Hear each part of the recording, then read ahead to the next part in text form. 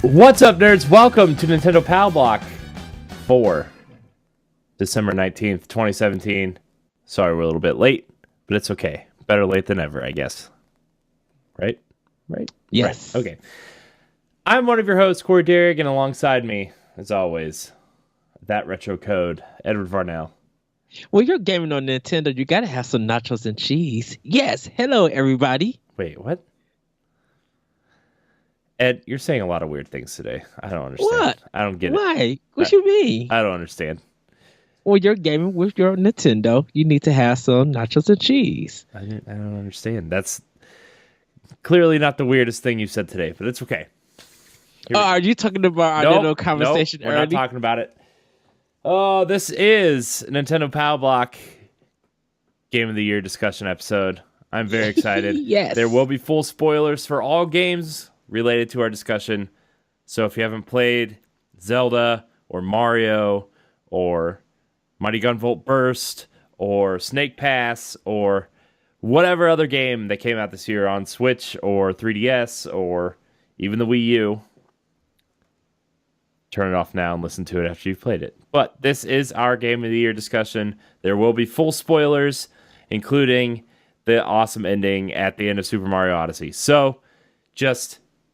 yeah, you've been warned. You have been warned. So, but before we get into all that, Ed, what have you been playing this weekend? Played Assassin's Creed Origin. Also played a game called Sleep. It was developed and published by the Human Body. You can play it on any console, the bed, the couch, in your car. Because I slept a lot this weekend. I was just so overtired from work. But when I finally got energy into me, I played The Mummy Demastered on Switch. It's Contra and Mega Man thrown together. I'm about to have some good fun with this. It is going to get a little bit difficult. Because it's a way forward game, of course. But I really am enjoying that game. I did download the Lost Sphere demo and 9 Parchments demo. So I'm going to give those games a try. And the Stern 3D Pinball. And there was another pinball game that you could download the demo for. And they got 3 tables that you could play.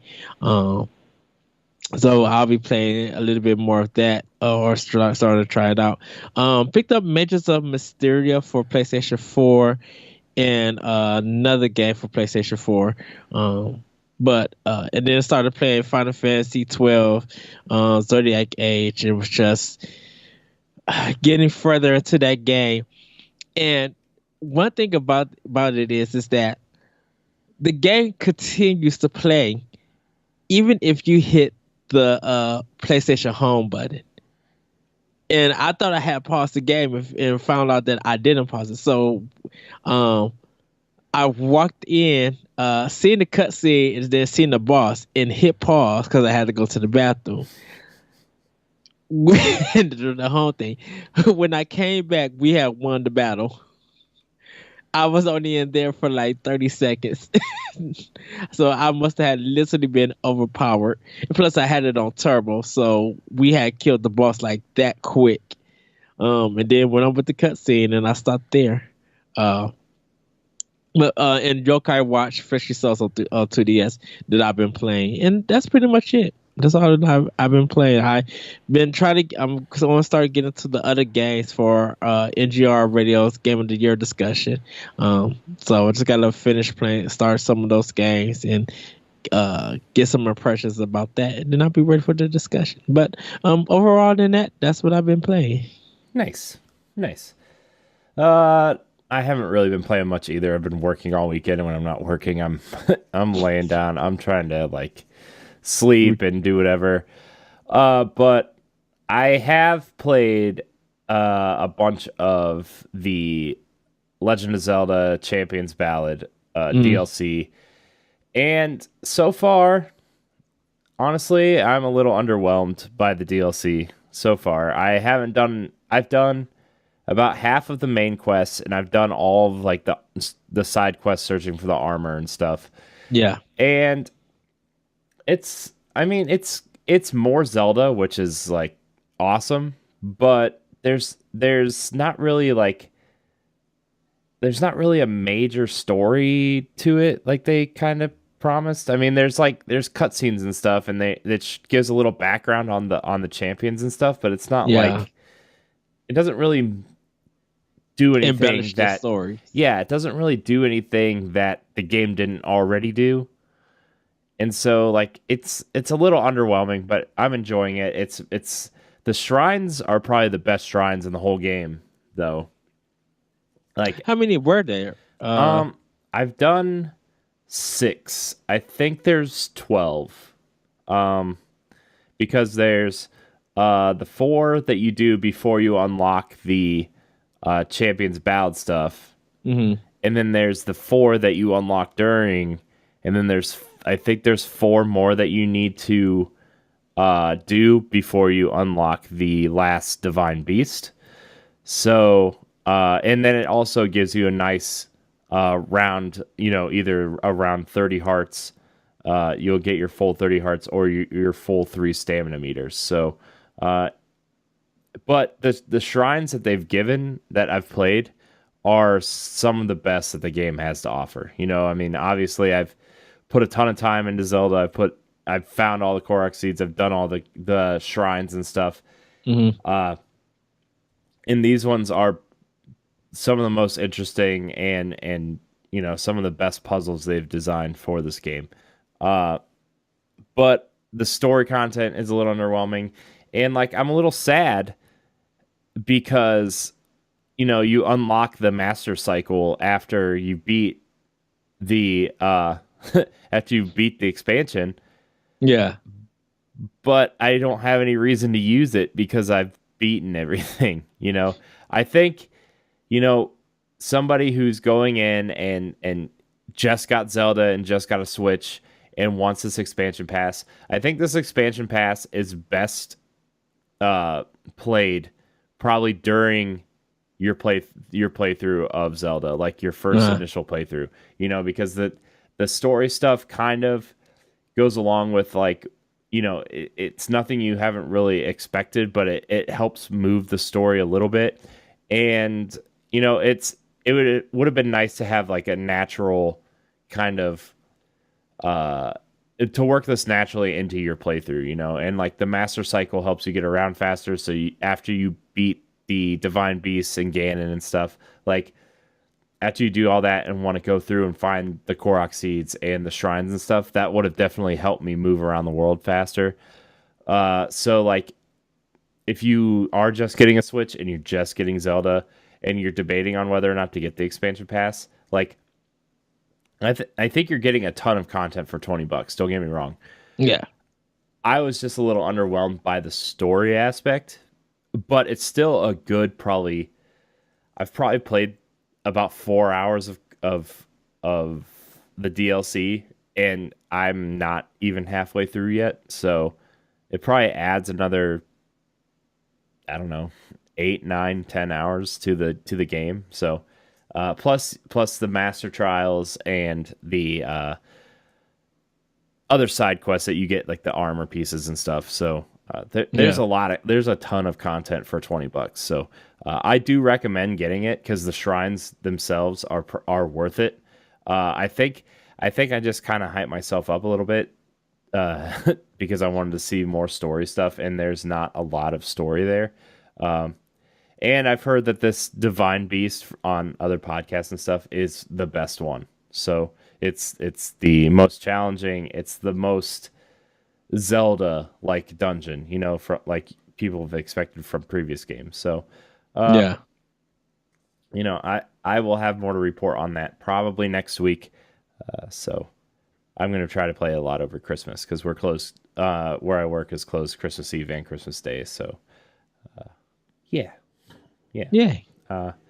So that's kind of it, though. I haven't really gotten any farther in Assassin's Creed Origins. I do want to finish that game.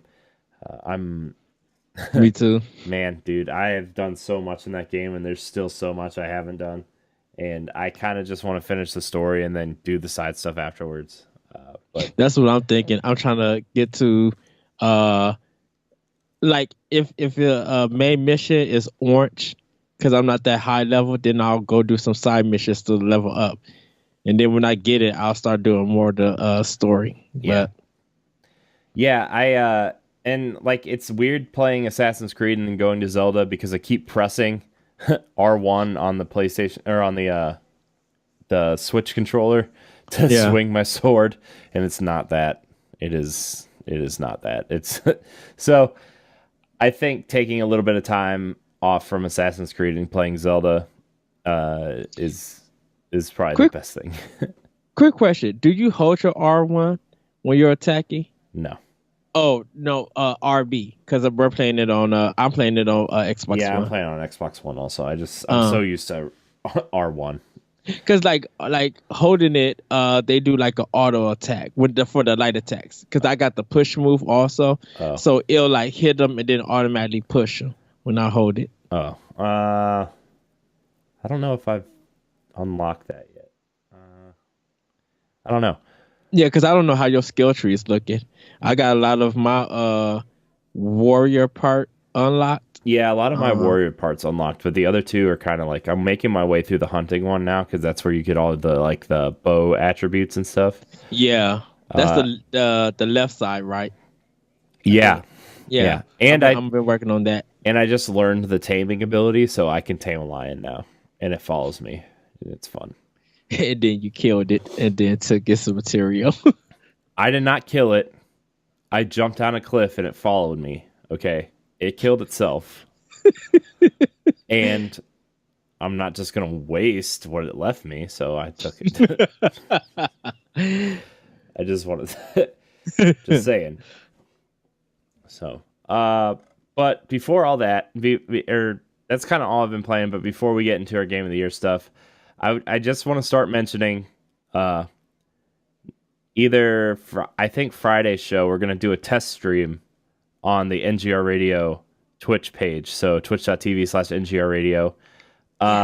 So Thursday, we'll tweet it out and stuff. We're going to start streaming the shows, and the weeks leading up to the new year, we're going to try to iron out all the kinks and stuff so we can be ready for 2018 launch for that. So if you want to head over to twitch.tv/NGR Radio, you can go over there and follow us.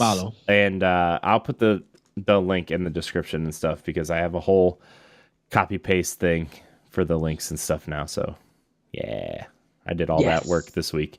Also, if you go over to our YouTube page, the Nerds Gone Rogue YouTube page, you will notice that under each of our main shows, there are a few new categories that we're going to start providing more content for Arsenal X and Pow Block and NGR Radio and Nerds Gone Platinum. And yeah, man, if you go over there, you'll see what's coming. We've got Expansion Pass and Expansion Pack for Arsenal X and Pow Block. We've got Pow Block's Pod and Play, which is a series Ed and I used to do called Let's Pod and Play. We haven't finished that first season, but Pod and Play is going to be a Nintendo focused thing now, where Ed and I just kind of talk about Nintendo games while we play them. And then Arsenal X is getting a similar co-op gameplay called Arsenal X Squad Goals. And so that's where Ed, Jesse, and I, or a combination of us or friends, play games together. Like Sea of Thieves is kind of like the big game that we're kind of eyeing right now for that. So Sea of Thieves, maybe Rainbow Six, maybe The Division, maybe Destiny, maybe, basically games that require a bunch of co-op, maybe Gears, maybe Halo. So Pretty pumped for that stuff because Yes. we've been talking about doing stuff for a while now, and I finally have it all set up. Got my streaming stuff set up over here. It's gonna be a good time, Ed. It's gonna be a good time. Also, if you're watching the video versions of the shows, not this show, but starting the next show, we're gonna have cool new backgrounds and stuff. So, Ed, I'm really excited. I'm really excited for all this stuff. Every time I sit down and play a game, I'm gonna try to just record it and try to throw it up somewhere. NGR Radio Plays is basic Let's Plays of us just kind of messing around with different games. Let's Play 20 Questions for NGR Radio is starting next week, so pretty excited. Is that going to be its own separate show? It's not going to be its own separate show, but it's going to be its own separate breakout. Okay. So, and then NGR Radio B-Sides is a similar show to what, we're doing with Expansion Pack for PAL Block. So, nobody liked our block party idea, Ed. So, we did put it up for a vote, though. We did. So, thank you, listeners. We did. And thank you, fans. Yeah. And then also, one last thing. NGR Spoiled is a new YouTube series, and I don't know if I'm going to do a podcast yet or not. I might set it up as a podcast.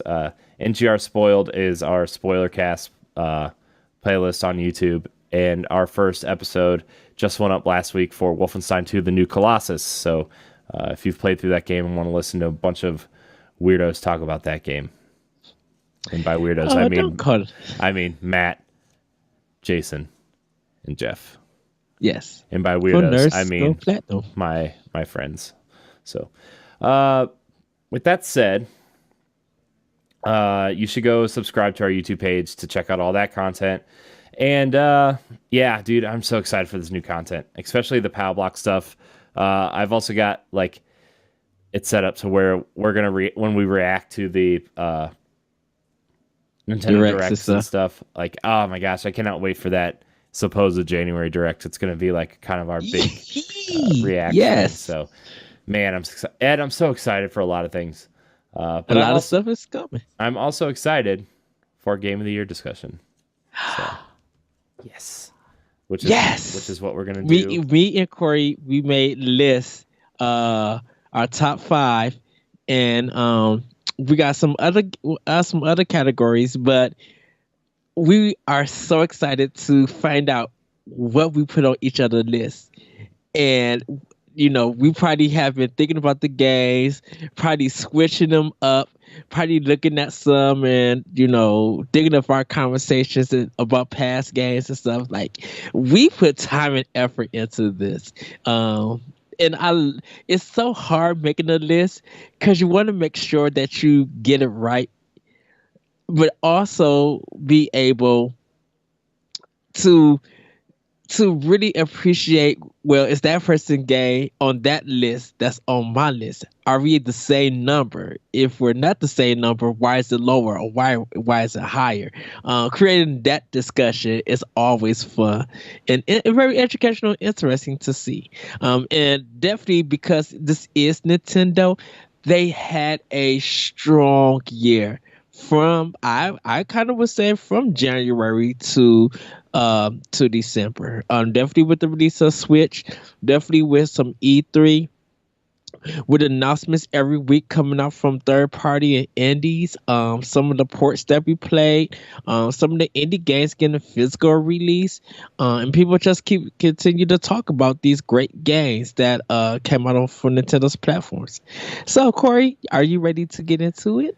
Yeah, I am. I just keep thinking about games and just everything that I played on Switch this year in particular.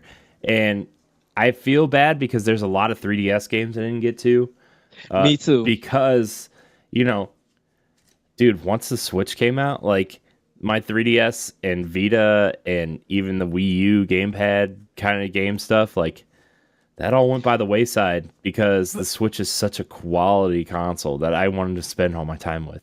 And to think about it with me, definitely with me with the 3DS, like I bought the games, but they're just still in the thing waiting to be played because there's just so much greatness on Switch. I know. Like the other day, I finally sat down to like earlier this year, I started Fire Emblem Echoes, right? And like, Yeah, me man, too. I cannot believe that that game came out this year. But like, I sat down to play Fire Emblem Echoes, and I just couldn't play it earlier because I was like, this isn't on Switch. I want to play my Switch. So I went back to Zelda, and like, I sat down the other day. I was like, dude, Fire Emblem Echoes is so good, and like, I've only played about 3 hours of it, but like, Mhm. that game is really good, and like, I haven't touched Ever Oasis yet. I haven't touched Metroid Samus Returns yet. Like, I haven't touched Pokemon yet. Like, there's so many 3DS games that I just didn't touch because of Switch, and that's like, And that's why I feel like definitely for me, I made a top five 3DS. And whether I played them or not, or people will see these as much as recommendations, they were some strong 3DS titles, and it just happens that Switch took over because of the success, and people are just so eager to play in it and loving it. yeah, So, yeah. so where should we start though? Oh my gosh, I don't even know. You want to You know, let's? I want to start. No, I want to start with best moment, yes, because that is a, and this is where we're starting to get into spoiler territory. So like, there are a lot of moments in Switch games this year that like, my number five is like, remember when I was texting you with when I was playing with my wife in Mario Kart, and she was in first place, and like, yeah, this isn't like a moment in the game, like in its intense story or anything, but like, uh, she was in first place for the first time like ever in Mario Kart, and like, I was kind of trolling her a little bit, and I had the three red shells, and I come up behind her and hit her with two red shells, and she just starts like cussing me out and calling me names and stuff, and I'm like, that's a funny moment for like, even for Wii U owners, like that is a funny moment, and that's like one. yes. Mario Kart provides so many moments like that I just want to kind of like give Mario Kart a shout out. And then I know like it's not like an underrated game or anything, or like an unknown name. Mario Kart's huge, but like, the moments that you have playing with people in Mario Kart is just, those are some of the best moments, and you sometimes you forget that because Nintendo has provided so many big single player experiences this year that it's Uh, like, oh yeah, I forgot Mario Kart is there, and like, oh man, look how many people played Mario Kart, and like, stuff like that. So that's, I mean, well, if we're starting with best moment. I have five best moments this year. Two of them are kind of dumb, but three of them are pretty cool. So that was my number five moment. okay. Do you want to flip flop, or do you want me just to run down my moments? Go ahead, run down your moments. Okay. Number four uh, was the first and only time I played 1-2 Switch. Where, like, okay, yeah, that game is really, really stupid. But when you start, like, hanging out with people and they don't really play games, but they're, like, drinking and having a good time, and then you guys start drinking and having a good time, and then, my wife has a beer too, and then I end up eating a ton and having a beer too, and we're sitting there, not like obnoxiously drunk, but a little tipsy, and like, you're sitting there, and the cow mini games comes around where you're milking the cow, and you just start laughing because of how stupid and ridiculous it is, but then you get like real into it because it's so stupid. Yeah. Or like, you know when you're like holding the Joy Cons and trying to feel how many balls are in the box, or the stupid sandwich eating contest. Like, I remember my wife Instagrammed the dumb picture of me trying to eat a fake sandwich.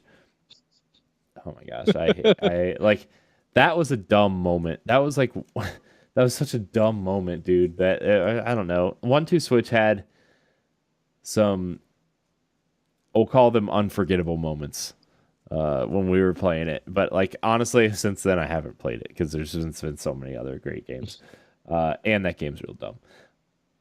But So this is where I'm going to get into my serious moments. We've talked a lot about Mario Odyssey lately, and Yes. there are, for me, like I haven't played as much as that game as I thought I was going to. But there were two moments for me that really stuck out for that game. The when you get to full spoilers again, full spoilers. So, for me, when you finally kind of get to the end of New Donk City Yeah. and the Donkey Kong, the original Donkey Kong arcade style thing pops up, Yeah. is probably the coolest moment in that game until you beat it. It's like you go into the pipe and it gets all 2D and stuff, and Yes. you're kind of playing fake Donkey Kong and making your way up to the top. And once you get up there, the band is playing and everything. It's just Yeah. Paulina singing the the song. song. Yeah, Yeah. And it's so weird because everything fits. It's like you're not your it's not that you're forced to go through it, but it is only one way to get to the ending. And it's just like every step and every jump you make while Paulina sing it just makes so much sense. yeah. It's man that is like that is pretty close to my moment of the year, except for two other moments happened. And so my second moment is when you finally beat the or see credits roll for the first time in Mario Odyssey, and you land in the Mushroom Kingdom, and the fact that they like you walk in to the castle and it's just how you remember it. You go to the left and there's the door, and you jump into the paintings, and instead of Yes. the N64 levels, they're just like repeat boss fights. They're just a little bit harder and stuff, but still, like the fact that you can go into the doors and the paintings are there, and you just kind of like you can jump into the paintings, and the fact that they changed all the moons to the stars for Mario And 64. I don't know if you don't want this, but I kind of want Mario 64 to be remade using the Odyssey graphics. I was just having so much fun Yeah, in that land, and I was just like, man, if Nintendo, if y'all remade this in this graphics, I wouldn't even be mad. I just want to play. I would just want to play it. And I think my opinion would be okay. This is still a perfect 10. Whether they fix or didn't fix anything, this game would still be a perfect 10. Like it's an all time classic yeah, for me. yeah. I mean, Mario 64 is like my favorite Mario game. So, if they remade that for Switch, I would be like, oh my gosh, game of the year.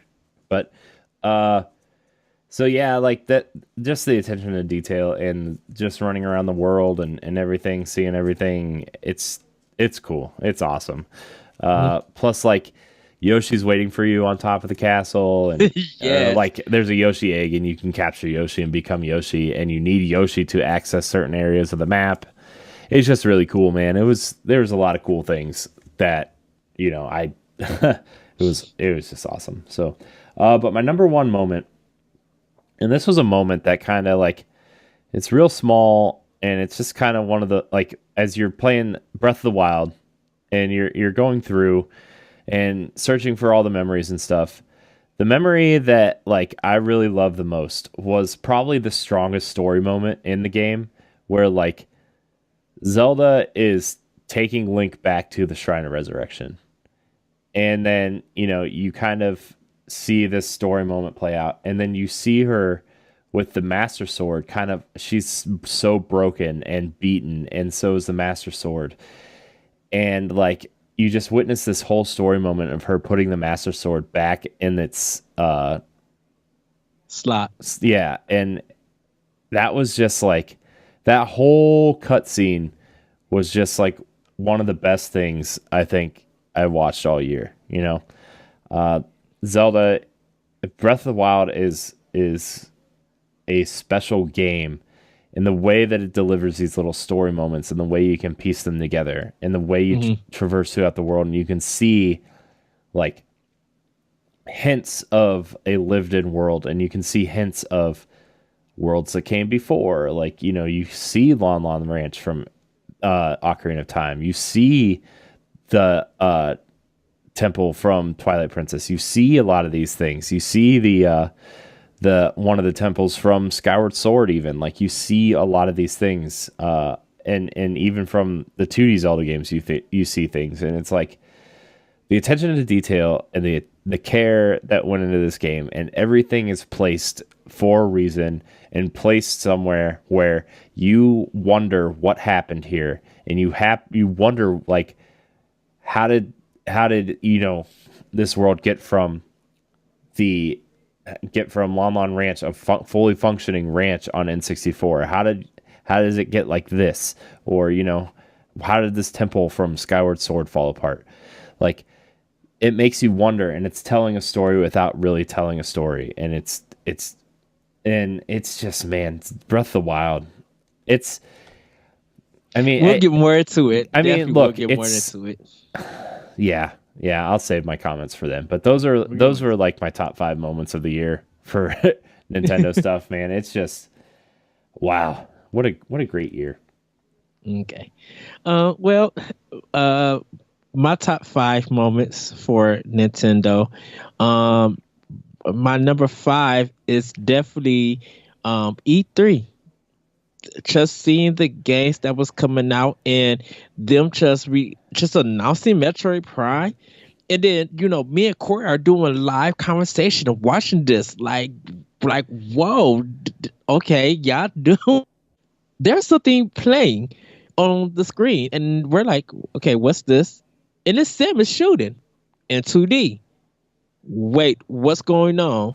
Metroid Samus Return, the remake of Metroid 2, is going on. I'm like, oh wait, when did they drop this announcement? In play, like people were playing it. They were playing it during their live stream.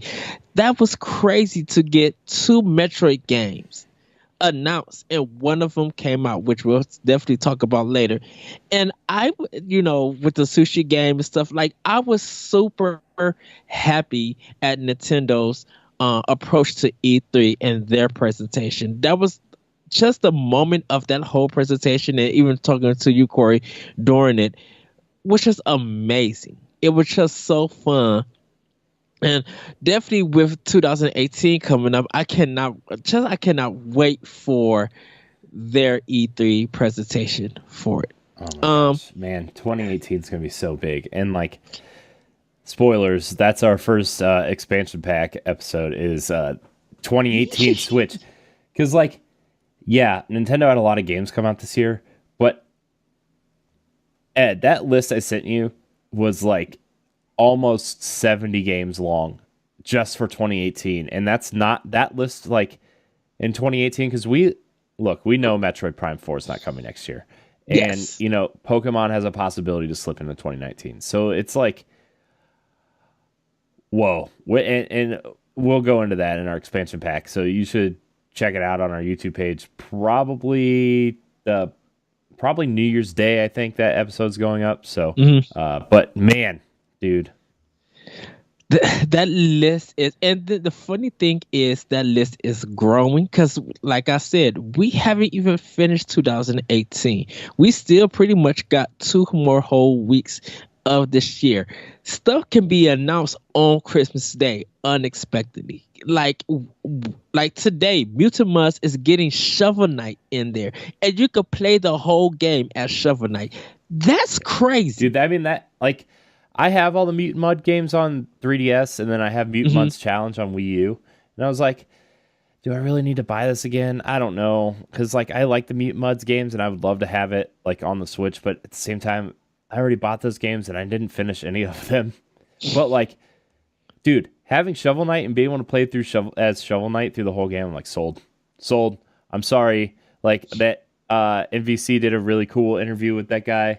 Yeah. I forget what his name is. I'm sorry. But like, you should go check out Nintendo Voice Chat for that cool interview. But like, man, like, I like Mutant Mudds enough, but the fact that I get to play Shovel Knight, my favorite indie game of like probably all time, honestly, like, there's a few I haven't played, but as of right now, like, dude, sold me. Honestly, sold me. I'm sold. Just sold. Okay, so my number 4 is Nintendo announcing Super Mario cereal and it's a amiibo. Like that was weird out of nowhere.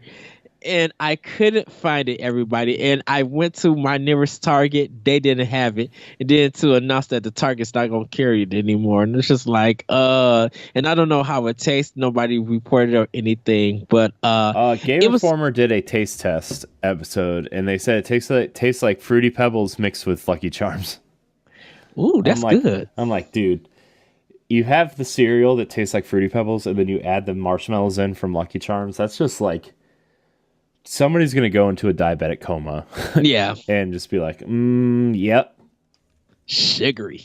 Ugh. So did they test the box out to see what it does or anything? Yeah, it's just a generic amiibo. It doesn't really it does everything that all the amiibo, like in Mario Odyssey, it does whatever all the other amiibos do except for besides Mario, Peach, and Bowser. Like whatever all the Okay. other ones do, it does that. Okay.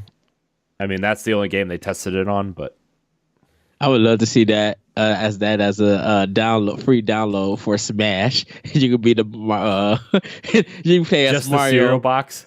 Yeah, that's a character, or you could just smack people with the cereal box. Like, think of getting like smashed with the cereal box. Like like Mario swings it and you just get hit to the background, or you just see that little. I still love that, Smash when you hit them out in the diagonal mode, just out. Something about that just seems so funny to me. Jeez.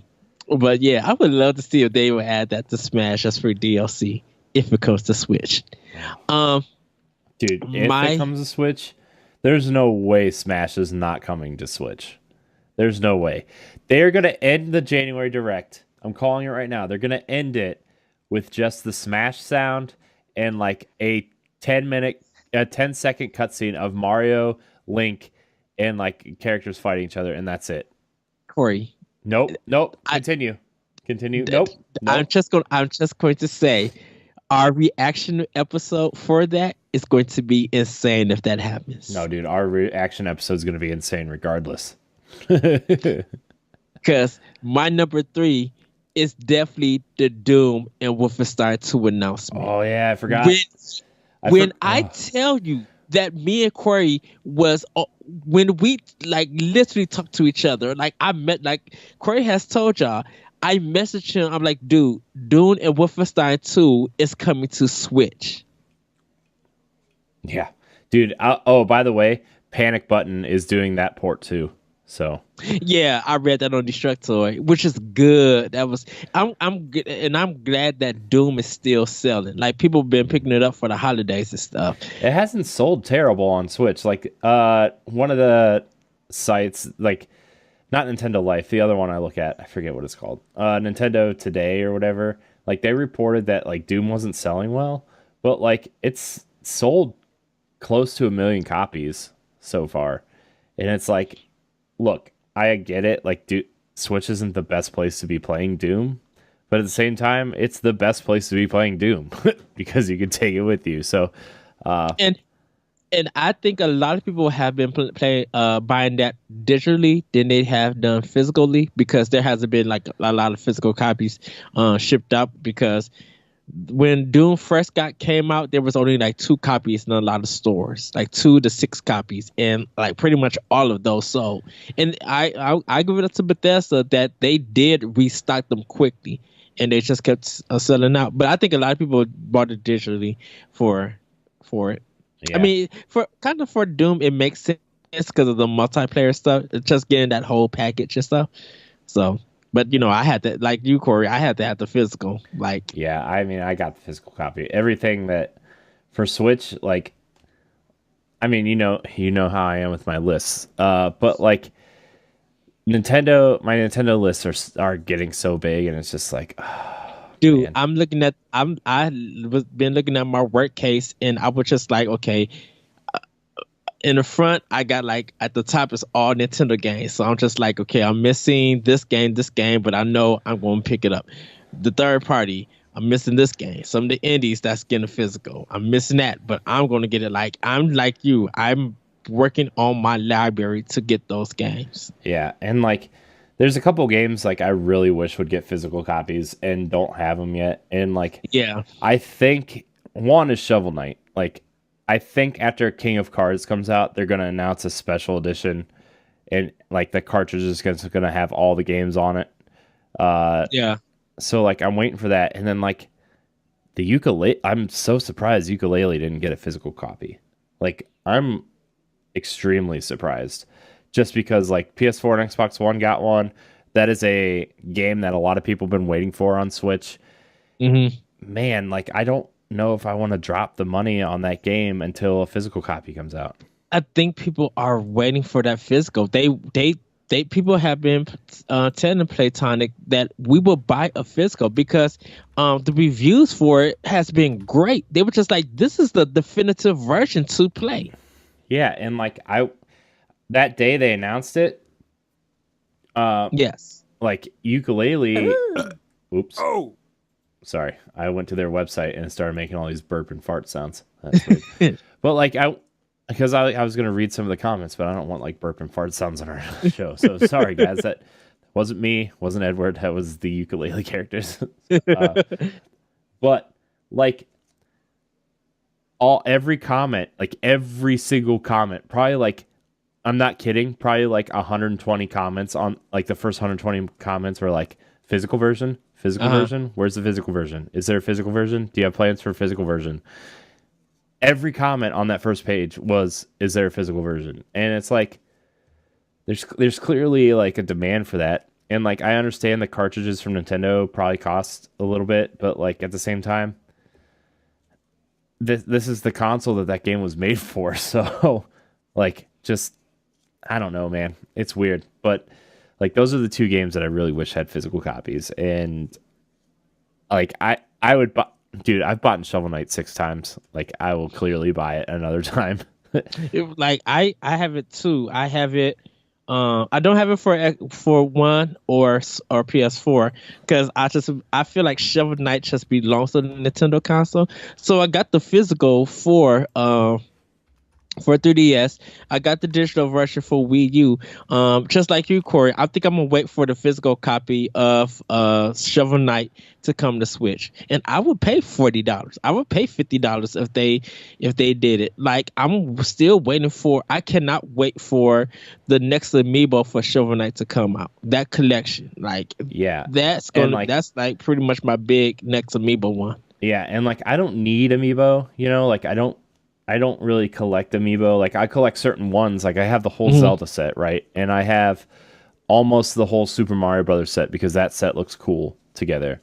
Yes. But like I didn't get into the Animal Crossing ones. I got the Smash Brothers ones that I wanted, like Pac-Man and Mega Man and Sonic and Charizard. Like I got a bunch of the ones that I wanted, but like those Shovel Knight amiibo, like if I can't get those Shovel Knight amiibo, I'm gonna cry. Like the 3-pack. You can forget. You forget. I didn't forget. It was more of a wink wink nudge nudge conversation piece. You're supposed to wink there because you just stopped in the okay, there you go. You just stopped in the middle of the sentence. Was like, now good and well. So, which is funny that you mentioned that Pac-Man because I'm getting that Pac-Man too. That's coming to Switch. Like, oh yeah, I forgot. Championship Edition is coming to Switch. I forgot. Oh, that is going to be my game on the go. Yeah, it's getting a physical copy also. So, yes, man, I like I was hesitant on getting that the Namco Museum thing, and like I still might, but I probably won't. But like Pac-Man Championship Edition 2 Plus, and I think it comes with Pac-Man and Miss Pac-Man, like the original ones. I'm like sold. I think so. Yeah, because I seen it on Xbox One, but no one like I didn't even know they had made it for Xbox One. Like there was like no kind of release announcement. But to see that game is coming to Switch, dude, like get this, Mega Man Legacy 2, Mega Man X2, like the collections,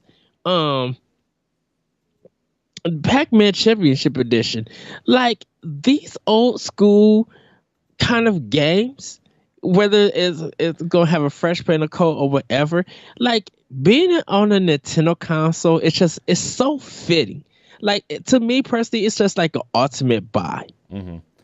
Yeah, and it's just, man. Oh, by the way, like the Legacy collections and Mega Man 11 are getting physical copies also.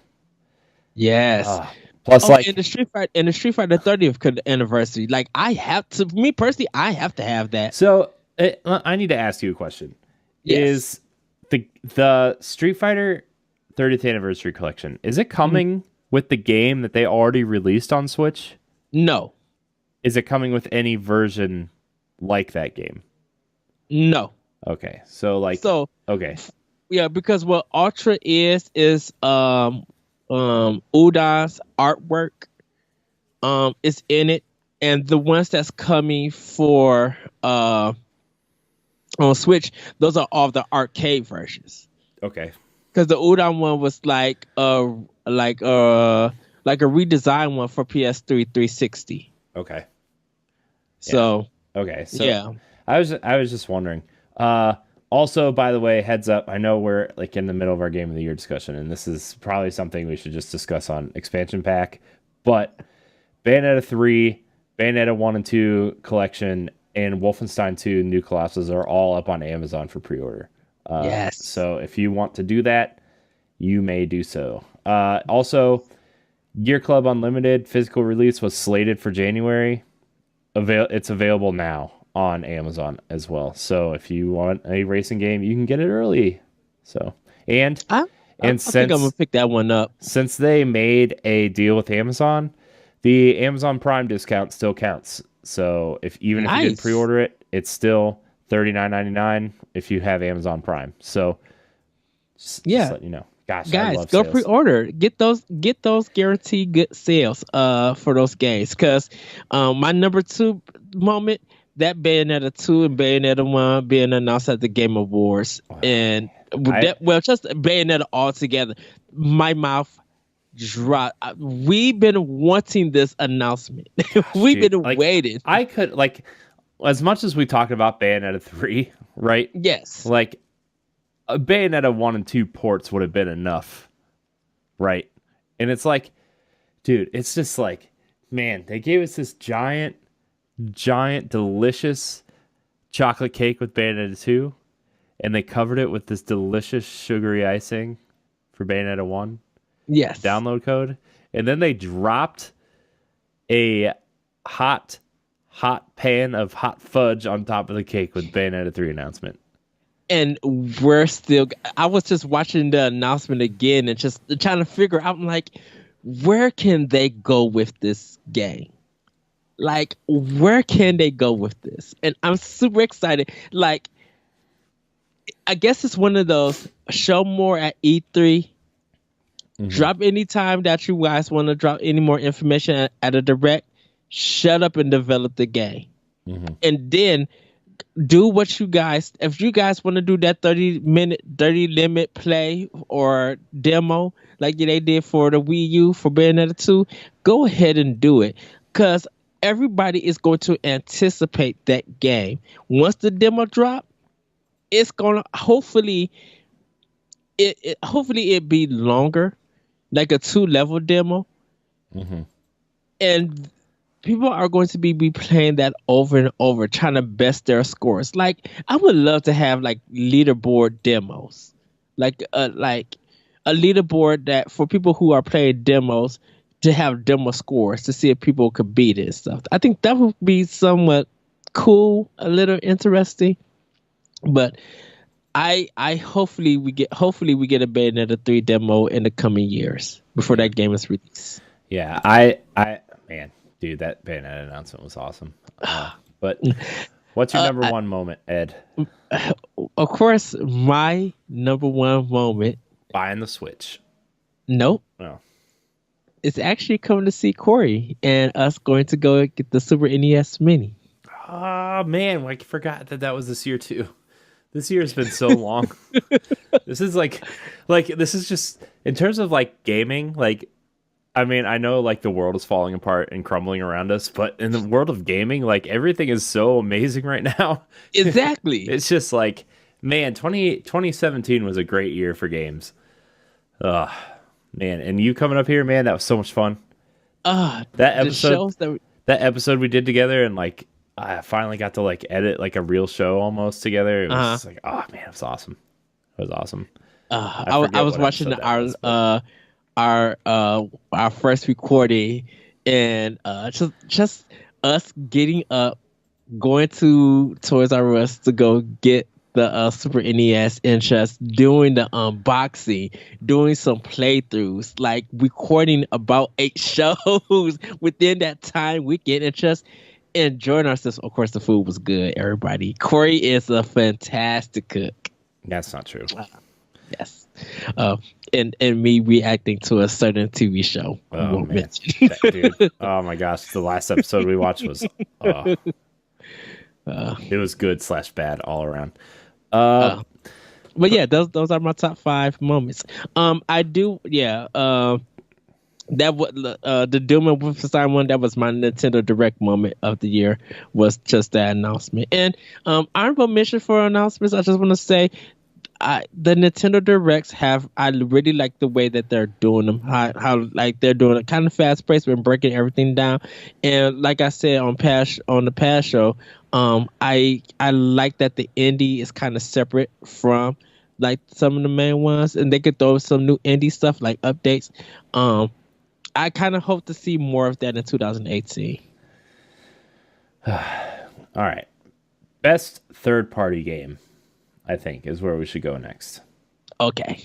All right, this is number 5 to number 1 for me. So 5, 4, 3, 2, 1. Super Bomberman R. Fantastic multiplayer game. Disgaea 5 Complete. It's a great Fire Emblem substitute. Not quite Fire Emblem, but still a great kind of strategy game. NBA 2K18. Man, you want to talk about Doom making a great port. Man, 2K made a great basketball port. That game is great on Switch. I hope you have a big memory card, but that game is just fantastic. Yeah, I've been here. People still love it on Switch. Like I think people have problems with it for some other things, but when people mention 2K18, they mention Switch. Mm-hmm.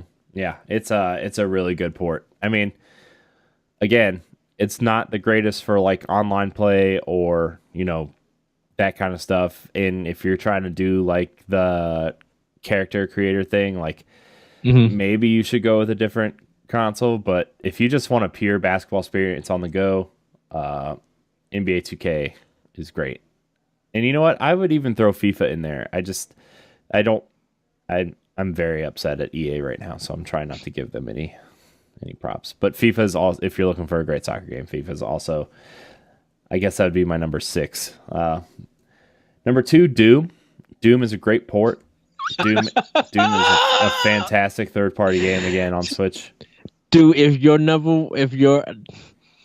list is literally 85%, that's mine. But go ahead. Doom is probably like, I don't know how they could have done any better. That game runs like a charm on Switch. I actually sat down and played it the other day for a little bit, and like, man, that game is fun. And like that multiplayer is a great game. Like, I mean, there's a few multiplayer games on Switch that are great, like Splatoon and stuff. But if you're looking for like a Halo type multiplayer experience, Doom's multiplayer is nothing to ignore. That multiplayer is great. Yeah, it runs a little lower resolution than the campaign and stuff, but it's great. It's still great. My number 1 third-party game, and this counts as a third-party game because it is listed as a third-party game, Mario plus Rabbids Kingdom Battle is my best third-party game. That game is so much better than it has any right to be. The mechanics, the characters, the dumb Rabbids are not as annoying as you would think they would be.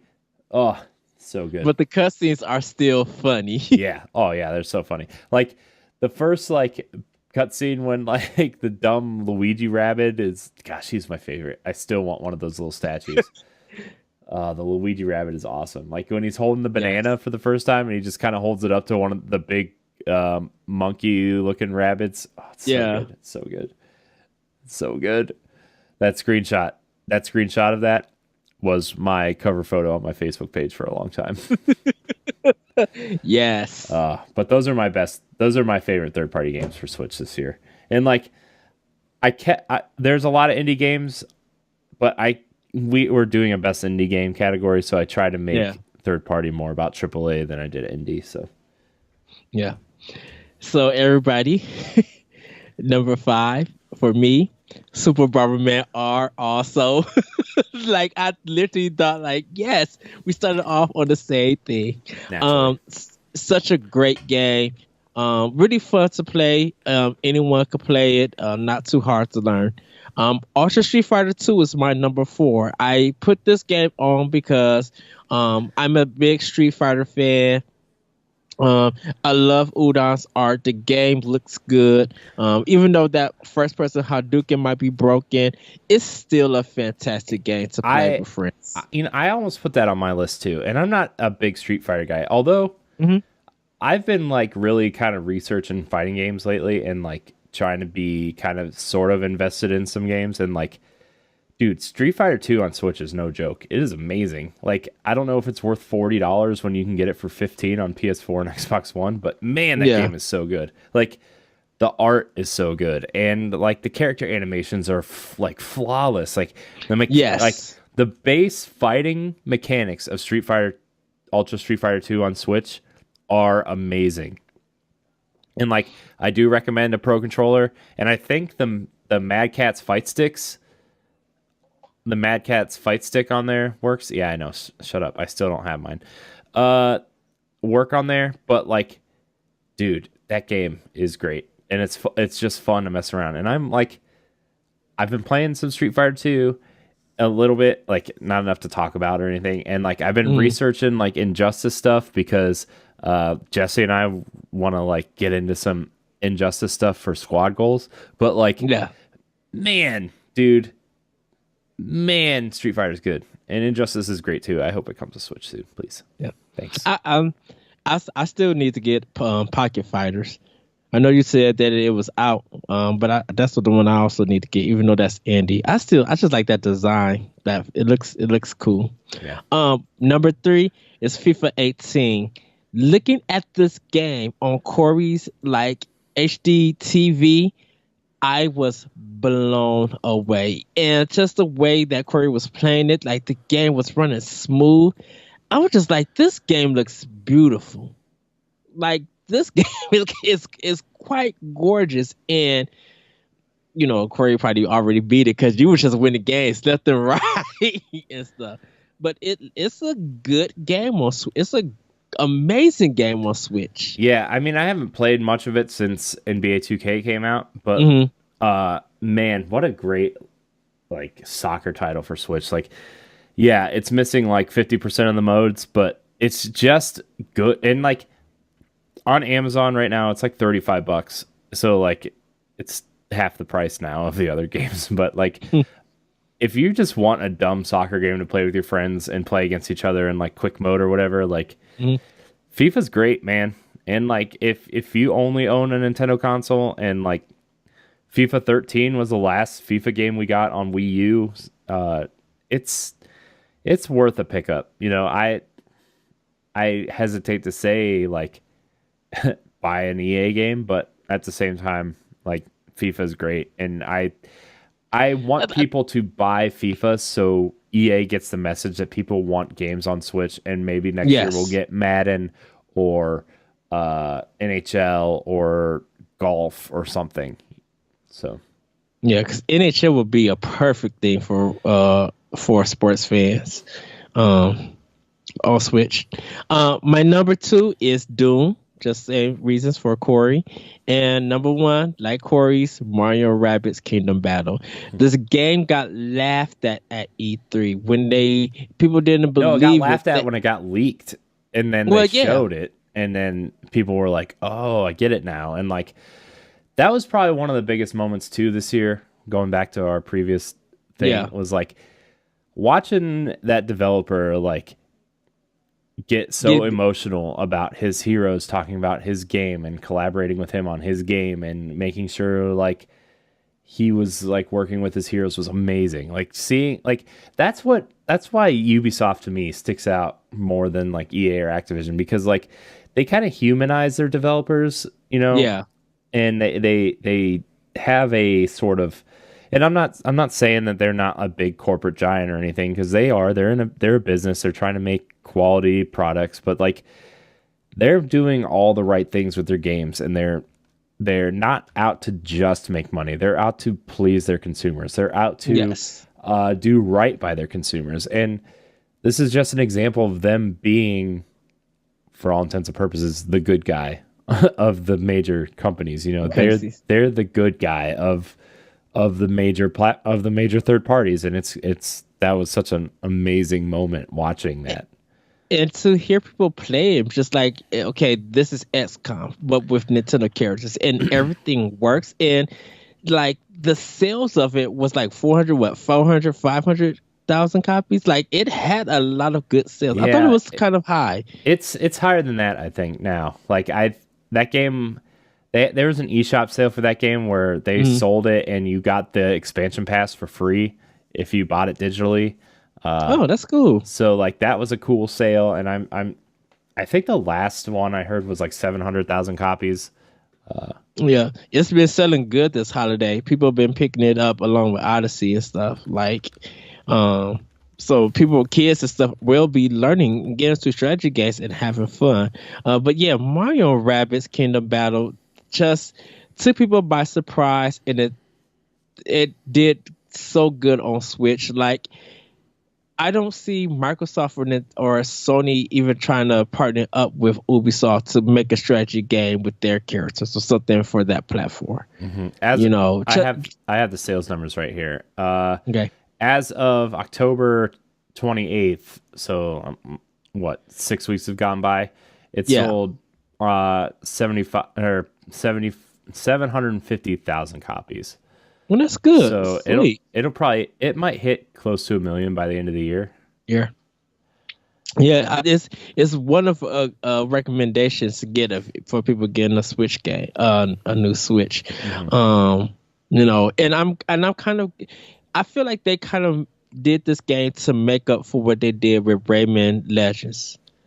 How it was an exclusive for Wii U, but then they brought it out to the other consoles, and when they brought it out, the other consoles got it first, and Wii U got pushed back. So it kind of feels like this was almost like a makeup for that debacle, I should say. Yeah. Uh, by the way, I'm just kind of like sprinkling news throughout this this show as I am kind of like looking it up. Two things: the Arms comic has officially been announced for Western release, written by Ian Yes. Flynn, and the comic book series is debuting on Free Comic Book Day in May. So that comic book will be free Ooh. that day at your local comic shop. So that's fun. That's awesome. And then uh, a note in the Breath of the Wild art book confirms that that work has already begun on the game's sequel. So, I really hope they do a Dark World version of this with this engine, like with the purples and the reds and the like. Mhm. Oh man, I can't wait. I cannot wait. But sorry. That's another episode, not a special pass, but just another episode, because our minds are going to wonder I mean, we what could is do the that as an Newman. expansion pass. I think. No, but see, I want it kind of like as like its own, almost like its own show, because where can a Newman them take this? Let's Like just story wise, and I know me and you, we've talked about what art style we would like to see it in. But from a story and maybe a gameplay wise, like where do we go? Like, do they get honestly, I would like the same basic setup as Breath of the Wild, Mhm. and but get rid of the weapon degradation? you know what? I think you could get rid of weapon degradation and replace it with upgradable weapons. similar to what Skyward Sword did. Upgradable gear and kind of like make it almost like an RPG style system. Where you're leveling up your weapons and your shields and kind of do the same thing that they did with the armor and clothing sets. You go to a ferry and if you have the right resources, you can upgrade this, and this. And then instead of like the divine beasts, which were cool, but I think those are like the weakest dungeons in any Zelda game. I want them to like make traditional Zelda dungeons, but incorporate the Breath of the Wild stuff that you get at the beginning, where like, okay, I need to make an ice block here to get up to this platform, and then I need to move this metal door to climb up to the next platform. You know what I mean? The dungeon is all puzzle built upon puzzle. Yeah, in a sense. Yeah, like in Ocarina of Time and Twilight Princess, like those kinds of dungeons. But use the mechanics of the bombs and the ice and the stasis, that kind of stuff. So I think that would be really cool and unique, where like what's old is new again, and they could really do some cool things surrounding that. Not that I didn't enjoy the Divine Beasts, but I just I think the mechanic of the map being the puzzle kind of got old after like the second time doing it. Yeah. And so, they've shown pieces of that with this new Divine Beast. It is more traditional, where you're working your way from room to room and collecting items to move on to the next room. But at the same time, I would really like to see them go back. I don't want to necessarily have to do them in a certain order, but I think if they went back and just made traditional style dungeons would be awesome. Yeah. Because I think Nintendo is good at the physics in Breath of the Wild. It's just super good. Like they let you experiment, and that experiment kind of solve puzzles that you didn't expect it to solve. Yeah. So, but yeah, that's another episode. I think we could just talk about that. But okay, what's our next? Our next category is going to be best surprise game or best surprise this year. So for me, there's 3 games on my list. Snake Pass was a really cool surprise for me. I didn't know, like, that was one of the first major indie games to get released on Switch besides like the Shovel Knight port and stuff. Snake Pass was really interesting. Mario plus Rabbids Kingdom Battle was a huge surprise to me. I didn't think I was going to love that game as much as I did. And then for me, the biggest surprise of the year was ARMS. I still think ARMS is like one of the most underrated and underhyped games for Switch. Like, that game is amazing. And the fact that they released that update where you can customize your controls, you can play the way you want to without sacrificing control is awesome. Oh, so good. I love it. I love ARMS. ARMS. And then the new patch is coming out with another character. I know. I'm so excited. Yeah, that's a game that I have to pick up. I keep looking at it just like, dude, get ARMS. Get ARMS. And they added a bunch of new modes, and they have the I forget what they're called, but they're like the Splatfest for Splatoon. The challenges, and I'm like, yeah. Well, I think the sales went up because it has been like selling out. It became one of those hard games to find. But we literally just got some in, and when I go to get it, they're all gone. So hopefully I get some this weekend, and I'll pick it up. Yeah, I have some good sales going on. ARMS is fantastic. I love ARMS so much. Oh, and the music to ARMS is so good. Oh, yes. But the other 2 biggest surprises, and like they're more announcements than games, were the Doom and Wolfenstein announcement was the biggest surprise, and then the fact that we're getting all 3 Bayonetta games on Switch exclusively. Yes. Like, well, Bayonetta 1's not exclusive, but 2 and 3, those were the biggest surprise. Well, and then like E3 was a huge surprise too, where we got Metroid Prime 4 and Pokemon announced for Switch. Like, This is going to be the game. This is going to be the Pokemon. I jump back in. This is going to be it. It's going to be it. So as long as I can pick Charmander at number 1. Boo! Shut up. You're the only person that picked Bulbasaur. Yeah, I do pick Bulbasaur. I'm grass type. No, you're fired. Go away. Grass type. Grass type. You know. You're fired. Go away. It did not be back. Then you'll be like, I'm fired. Then see you in the chat. Do the show by myself. Just kidding. I can't do this by myself. For me, top 5 surprises. The Mummy Demaster. Just came out of nowhere. People thought it was a joke. It's a real thing. It's still a joke that the game is better than the movie. Pretty much. Oh, man. Pretty much. Dude, that game is on sale right now. And when I get paid, I'm getting it. It is $13 on the eShop. And I snagged that up last week. Like, that's why I was just like, yeah, now. I need a Metroid fix, and that game's going to be it. Mega Man 11, number 4, is my biggest surprise. I don't know how I feel about that yet. I don't know about this art style. I'm not 100% sold. Like, I watched the trailer. It looks like Mega Man. It looks cool, and I'll probably get it.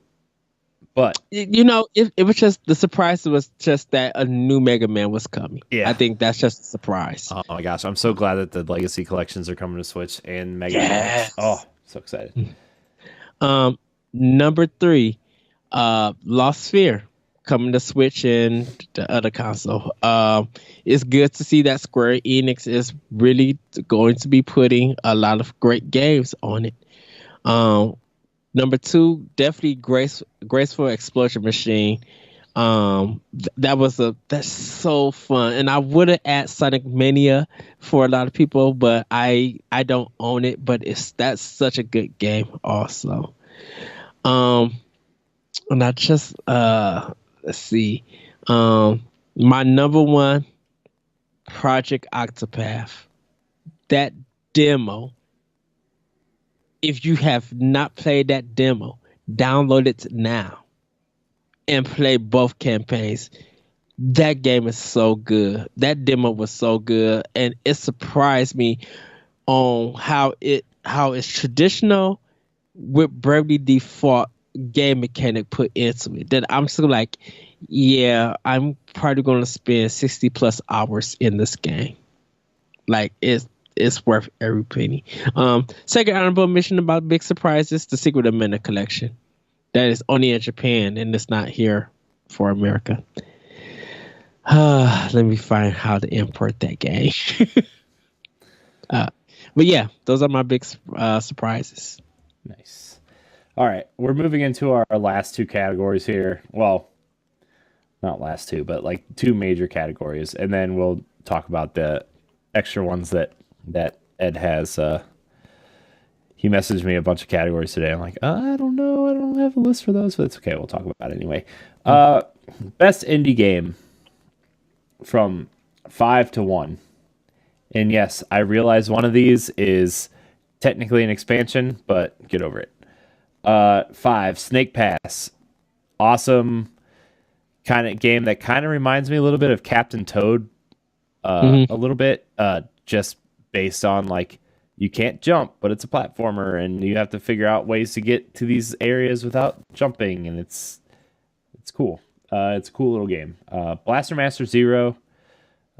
Yes, that game was really cool. Really cool throwback to the original. Plus, it did a lot of cool things, like once you got out of the vehicle, and it was really cool. Mighty Gun Volt Burst. Big surprise. And if you're into Mega Man, like, this game totally has this Mega Man vibe, but like it's almost like what an evolution of the Mega Man formula would be like, where like you're kind of exploring this semi-linear level, but you can explore it a little bit. You can customize your loadouts, you can customize your blaster. This is probably the game that Mighty Number 9 should have been, because it features Beck and Call from Mighty Number 9, which I've been playing as Beck through the game the whole time, and it's just awesome. It's awesome. There's so much customization. There's controller customization. There's blaster customization. You can fire 5 bursts that don't do a lot of damage, but you can get your bursts off faster. You can shoot one giant bomb across the state. It's, oh my gosh, it's awesome. You should check it out. It's probably one of the better Mega Man likes out there, and you can even get it. It's on 3DS also, so you should definitely check out Mighty Gumball Burst. Graceful Explosion Machine is another one. Mm-hmm. That game was awesome. Kind of like this. You're like this spaceship, and you're shooting these, like, you're just trying to destroy all these enemies and get through the stage without dying, and it gets really challenging. And my number one indie game, Shovel Knight: Spectre of Torment, the expansion for Shovel Knight that came out. Also, it's $10 by itself, or the whole package is $24.99. Spectre of Torment is the best campaign to date. The movement, the way you play through the levels, the character designs, the story, even, like, it's the best campaign to date, and I love Shovel Knight so much. Yes. I mean, like, look, Shovel Knight was great, but this is like, Shovel Knight was an amazing game when it came out, and this campaign feels like the evolution of what the Shovel Knight formula could be. And, like, I really hope whatever they do next, whether it's like Super Shovel Knight or Shovel Knight 64 or whatever, they take the basis of movement from Spectre of Torment. I want to be able to surf on my shovel. I want to be able to use my shovel to hang on to things like a grappling hook. Like, I want to do those things. And oh my gosh, dude, this campaign is so good. And I know maybe people put Shovel Knight down for a while, but this is the definitive campaign for Shovel Knight. And the story is great, and the powers are great. You should just play it. Yes. Sorry, I like to ramble when I get excited. No problem with that. So. And the Santa hat's really itchy. Oh, trust me. It's when it gets hot, you just be like, let me take this off. No, dude, it's like really itching, especially like this part of my head right here, because there's a seam right here, and the seam is really like spiky and itchy, and I'm just like, but sorry. So my indies, number 5, The Mummy Demastered. It's that good old Metroid and Contra feel that I'm loving. Rhyme is number 4.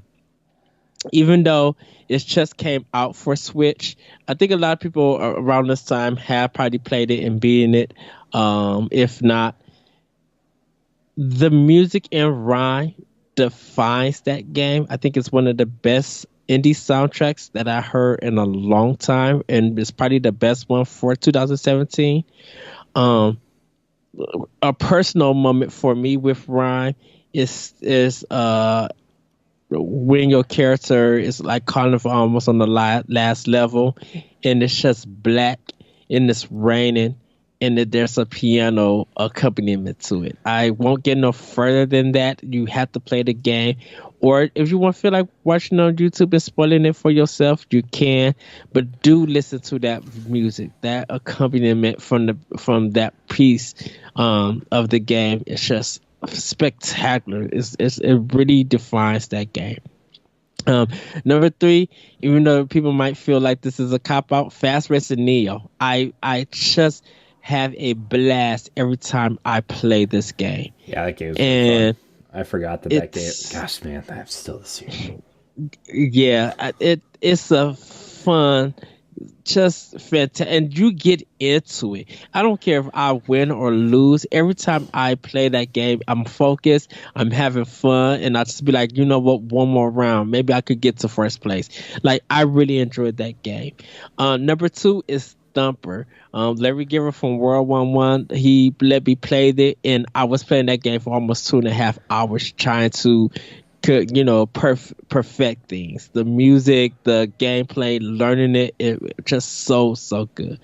But last but not least, Grace for Explosion Machine, old school shoot 'em up vibes for me. I was racking up points, just like, oh, this game is so addictive. Like, something that you think you only play for 15 minutes, you actually realize an hour has just gone by.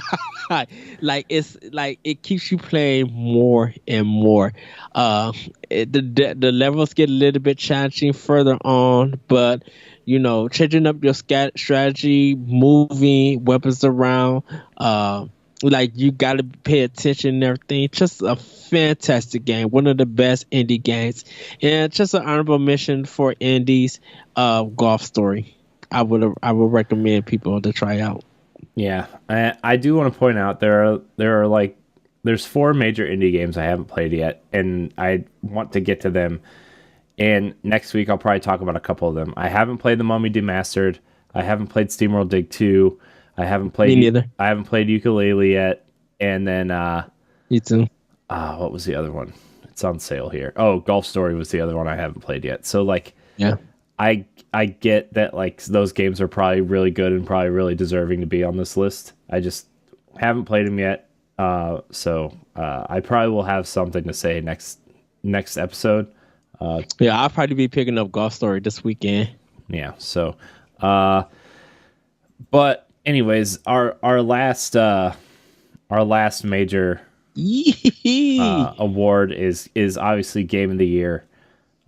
There have been so many games on the Switch this year that have just kind of blown me away and deserve either honorable mention, and not even just Switch, even 3DS and stuff. Like, Yes. there are games that deserve it, and I do give honorable mentions to games that I haven't finished or haven't played yet, just because I think just by word of mouth that those games deserve to be recognized. So I have three honorable mentions here. Metroid Samus Returns for 3DS. The way everybody in the community has been talking about it, the people that haven't gotten a Switch yet but want that Metroid experience, like, on all accounts, that game is a really, really great 2D Metroid game, and so I want to give that a shout out.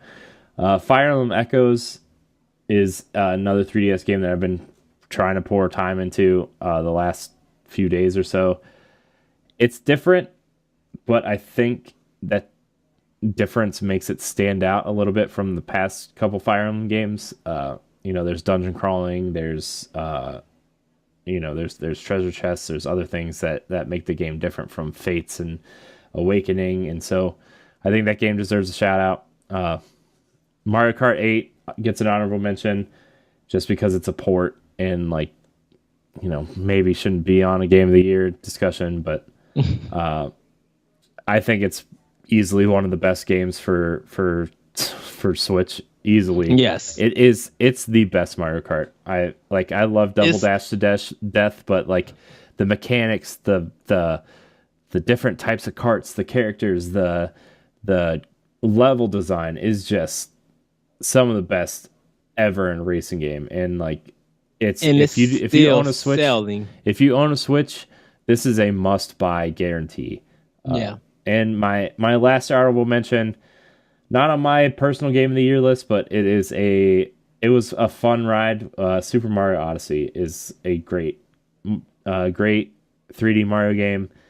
I know it's on a lot of people's Game of the Year's list, but that's the last honorable mention for me. But going into my Game of the Year list, and this goes 5, 4, 3, 2, 1, and this covers indie games, AAA games, third-party games, everything. So, Snipper Clips, number 5. A surprising little puzzle game that is infuriatingly fun when you're playing with someone. Fun. It's so funny. Yeah, like you get so mad, but you can't help at laughing when you mess up. And like sometimes, like when Sana and I were first playing it, like I would like cut her up just to be funny. and she would get really mad. But then, like, when we were so close to getting stuff and just didn't work out the way we needed it to, just these like, oh, and then when we finally beat a puzzle, it's like, oh my gosh, it felt so good. Dude, that game, oh my gosh, Snipper Clips is amazing. I can't wait to get Snipper Clips Plus physical release, because there's more puzzles and everything. The more time I spend with this game, the more I think it deserves to be on this list. Xenoblade Chronicles 2 it's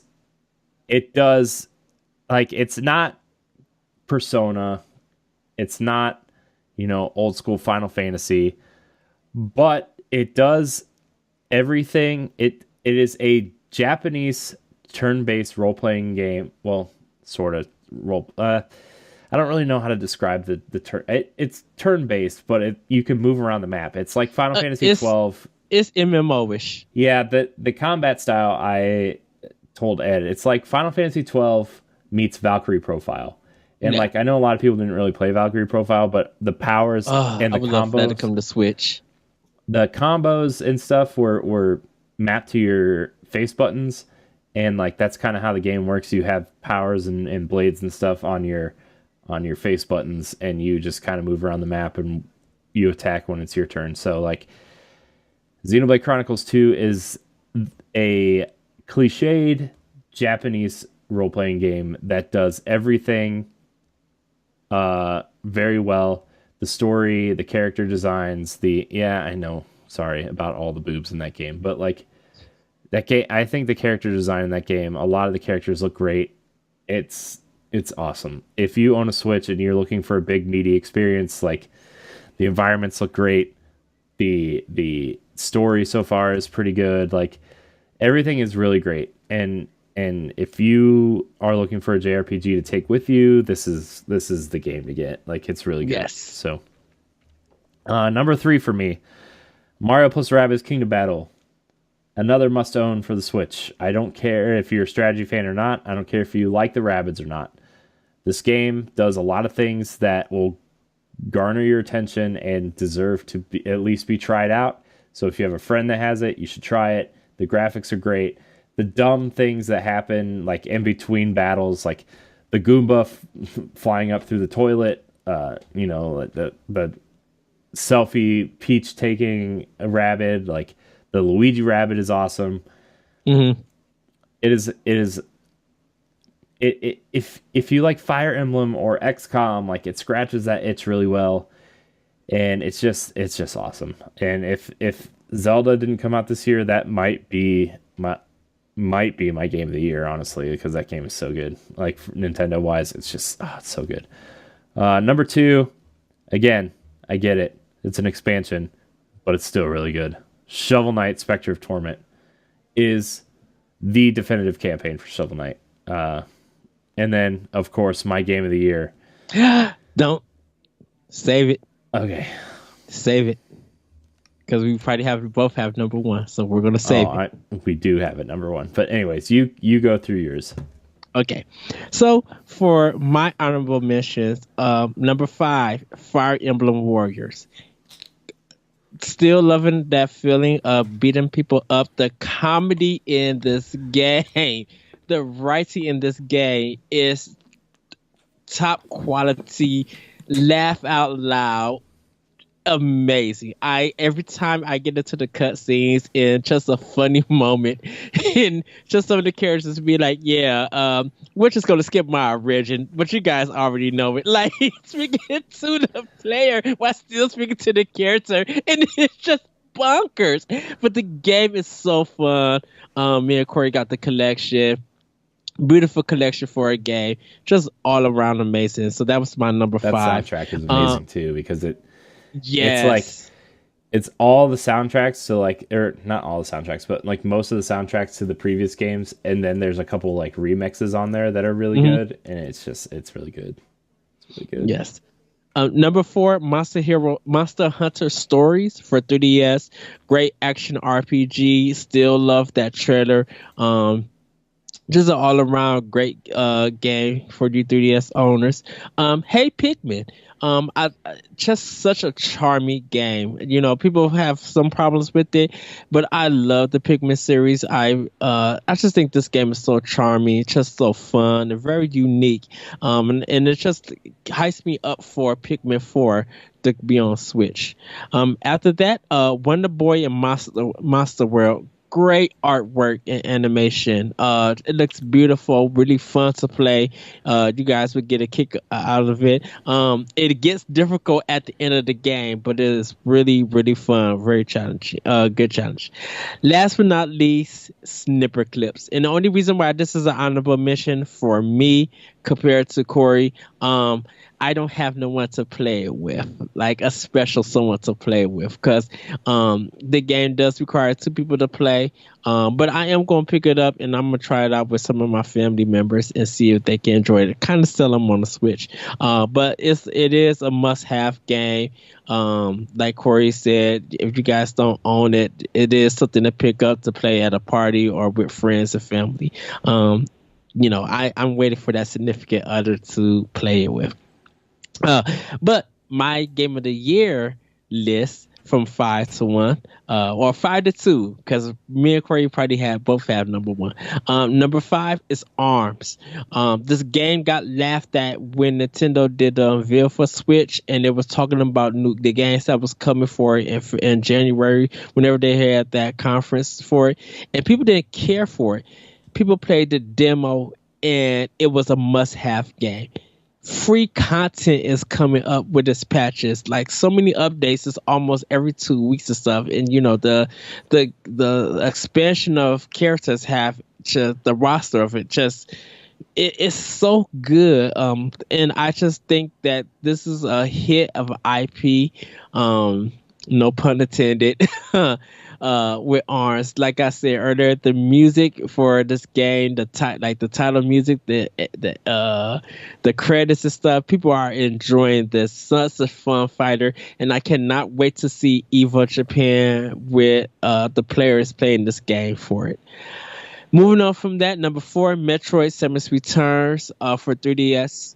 I think it's the best Metroid game that has came out in a while.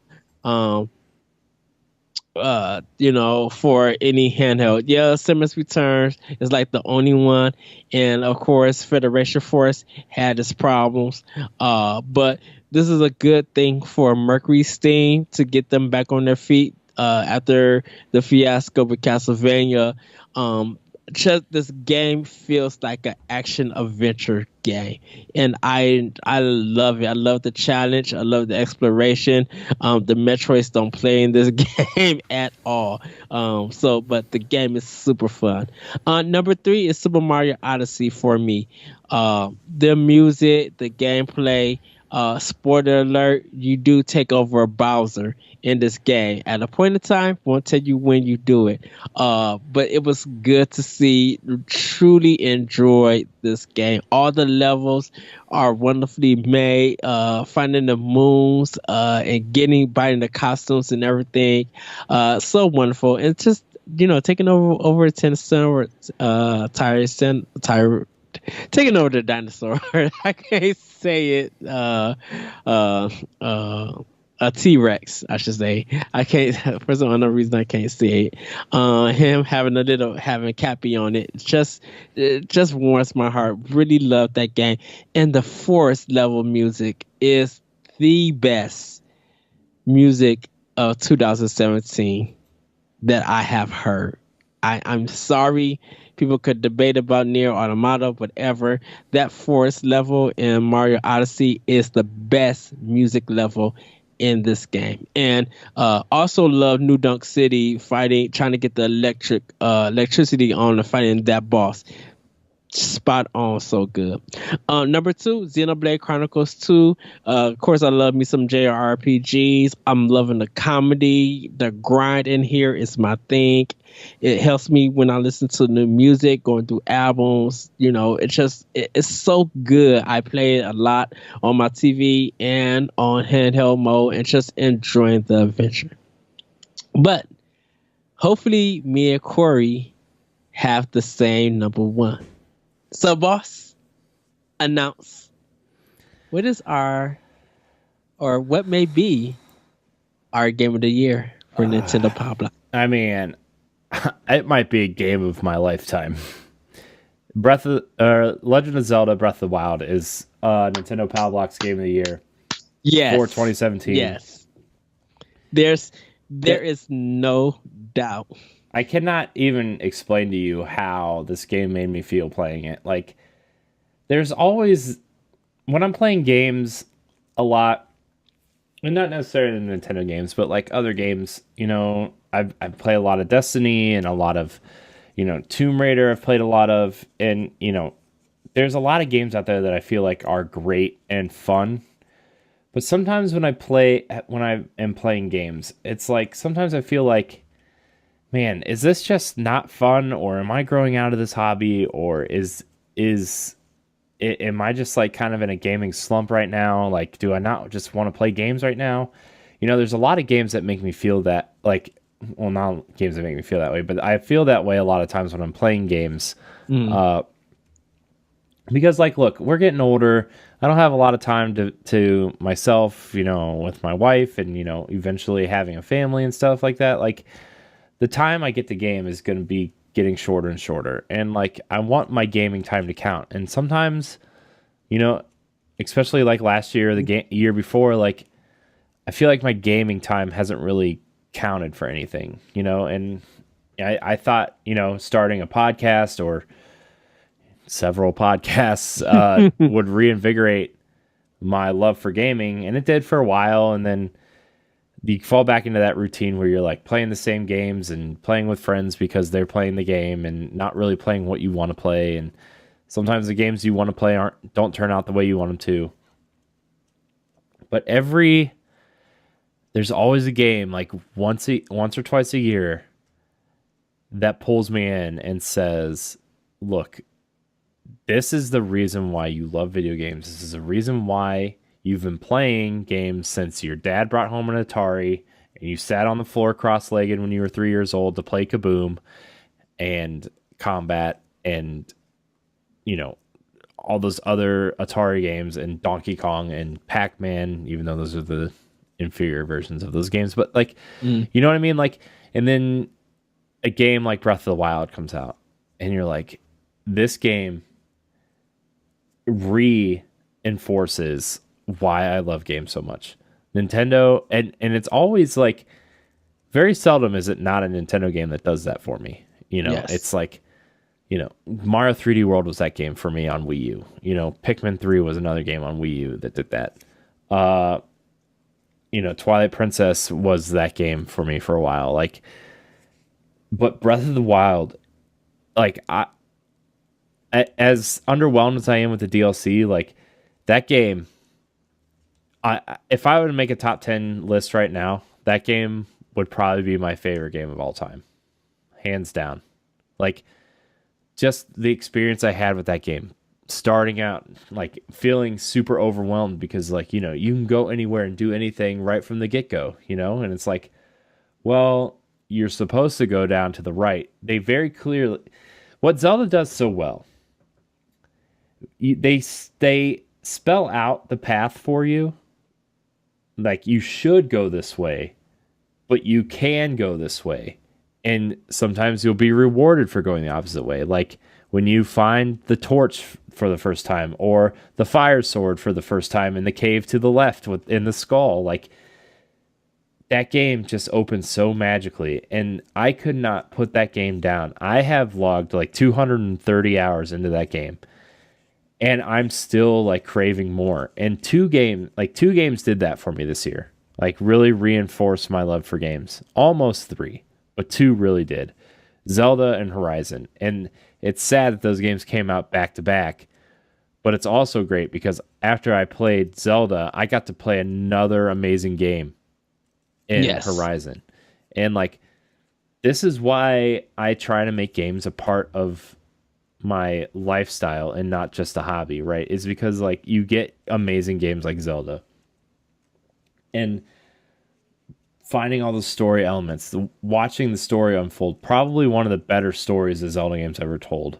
Like learning about these champions who were charged in taking down Ganon and watching Zelda's struggle, trying to figure out should I be a princess or a warrior, and trying to find the inner strength to move forward even when she couldn't, and like Link not only being a protector but them actually being partners in this. And she's not a damsel in distress. Like there's a few cutscenes where you see her like belligerently tell Link not to follow her or not to protect her for what she's about to do. And like watching her carry Link back to the Shrine of Resurrection and putting the sword back in the hilt. Like this game does so many great things and so many amazing story moments. And then you have the shrines, which are some of the best designs Zelda's ever had. And then you have the four divine beasts and their champions and the new champions that guard them now. And like you see them interact and you see the cutscenes where like what happened here 100 years ago versus what's happening here now. Like those story moments were cool. And then the hunt for all 900 Korok seeds was super fun. And I just remember messaging you like, I only need 2 more, but I can't tell which ones I need on this interactive map. And like I would be walking like and then like the last one I needed was one I thought I already had. And so like that made me mad. It was like, oh my gosh, I can't believe I missed this one and I thought I already had it, because it was so blatantly obvious to get that it just like, oh. But it's just this game does wonders. And like even if you don't like open world games, which is something that like I don't really enjoy open world games. Like I enjoy the occasional one, but like like Assassin's Creed right now, for example, I like that game a lot. But like I'm almost done with the game and there's over half of the world I haven't explored and half of the side quests I haven't done.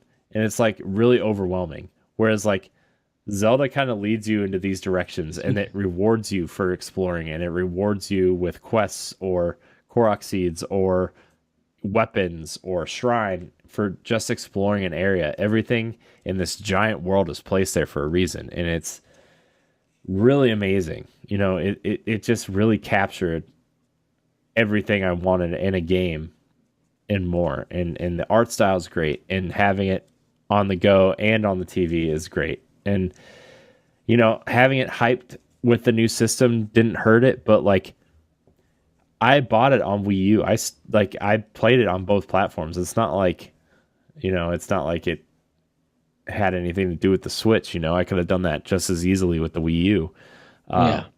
So I don't know, man. And I'm not gonna lie, the last couple Zelda games, like new Zelda games, I was pretty disappointed in. Skyward Sword was a really big disappointment for me. Triforce Heroes was not a Zelda game that I wanted. Like the Link Between Worlds was great, but I never finished it because I wanted to play A Link to the Past again before I played it. And like I've been trying to debate back and forth whether or not I should go back and play that.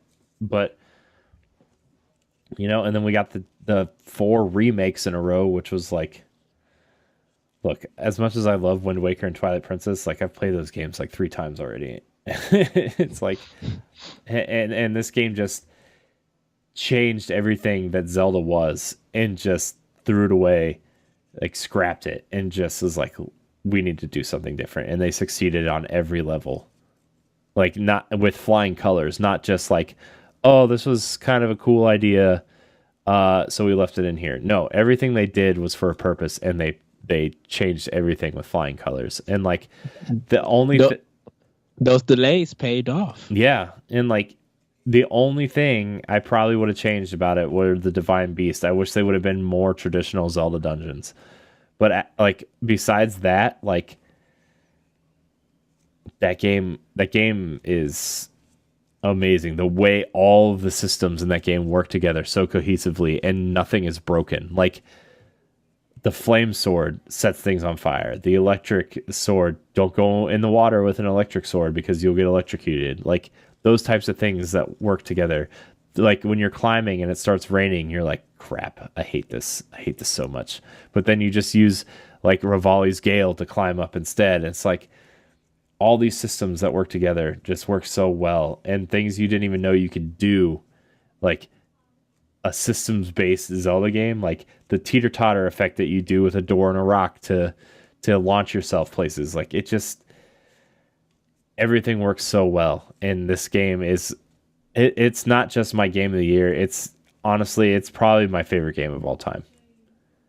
And like, even though I put 130 hours into it, I want to play through the whole game again, like right now. Like I want to go explore. I want to do some of those shrines again. I want to just do all of it, you know? Yeah. So plus, if you have a Wolf Link amiibo, you get a pet through the whole game, and it makes me happy. Okay. I mean, I know I like repeated myself several times in that, but like this game does so many things that just grabbed me, and it was just, oh, Zelda's so amazing. And if you haven't played it, please try it out. Even if you don't like Nintendo, if you don't like Nintendo, I don't know why you're listening to the show, but like if you don't like Zelda, if you don't like open world games, if you don't like breakable weapons, if you don't like all these things, like Corey, try it. Even if you guys even don't like Nintendo, if you guys are listening to the podcast just for conversation's sake, thank you. Yeah. Thanks for listening to us ramble about Nintendo all the time. And sometimes other things. Breath of the Wild changed gaming. Not just the culture, but the industry. And what I mean by that, if you look at a lot of reviews or just a lot of discussions personally about games, you would see what the stuff that they put into Breath of the Wild, how people wish it was implemented in that other game on other platforms. You cannot deny that. Some people might say, well, I don't see where it's the big deal for this and that. I'm like, this is a big deal. It's because it's a mechanic that's been in games that people don't think about. When climbing is getting talked about in multiple pieces in different video games, when's the last time you read a review or a blog or anything and heard how important climbing was in the game? That wasn't bad or anything. Yeah. Breath of the Wild did that. It took open world and made it its own. Now, they consider that as open air. Cool. That's good. It makes you feel educated.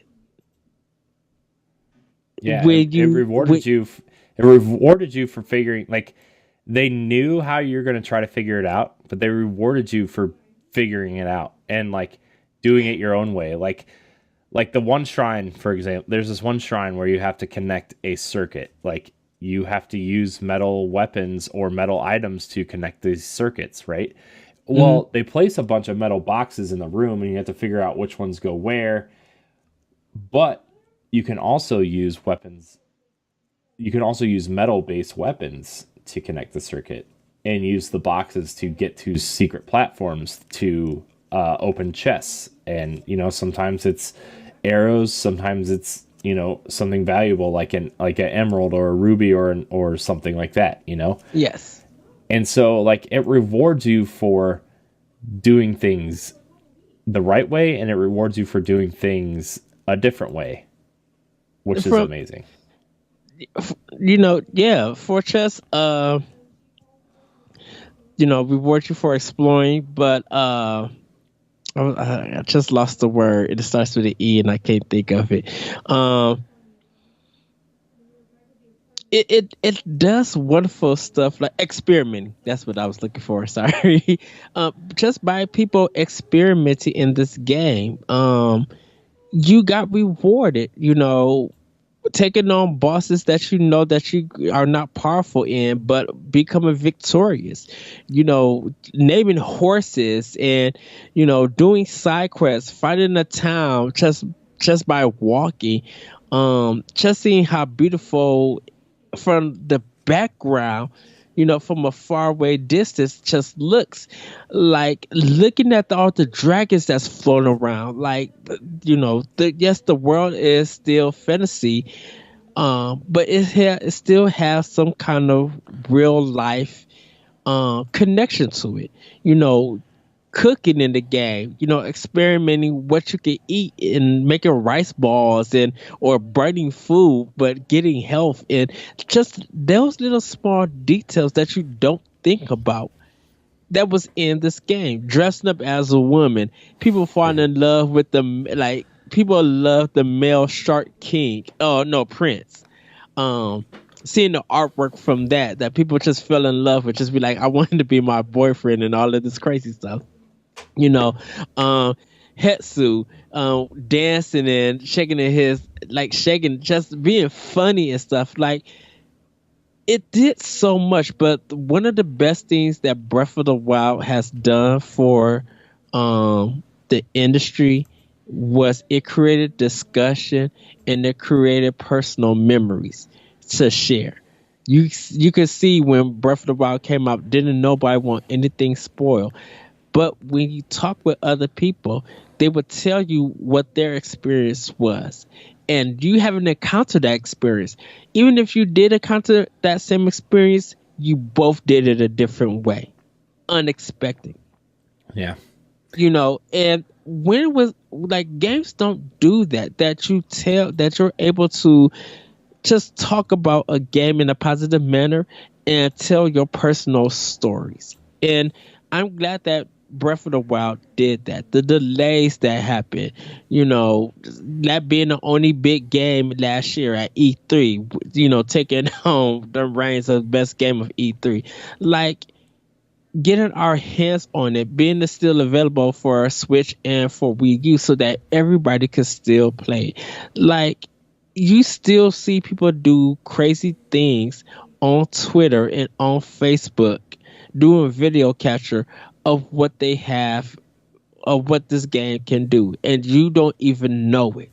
Like the game is huge, but the community made it huger by just finding stuff in the game and showing off what you are able to pull off if done right with great timing. People still are speed running this game trying to get their time down. Yeah. Yeah. Like, and you make the challenge. If you want the game to be easy, you work for it. If you want it to be difficult, go ahead and go fight Ganon with a stick or some sticks. Do it. That is the freedom that this game offers you. And there has been no other game this year, personally for me, that has done anything like that. Okay, Horizon Zero Dawn does that for PlayStation owners and other gamers too. But Horizon is its own game, separated from Breath of the Wild. They can coexist. They both could be perfect tens. They both could win Game of the Year. If people feel like that Horizon is a better game, that's good. That's good because Horizon deserves everything that Horizon has done. But Breath of the Wild has done what it needed to do that people didn't expect. And hopefully with this next Zelda, it could achieve it again and take it to another level. Yeah.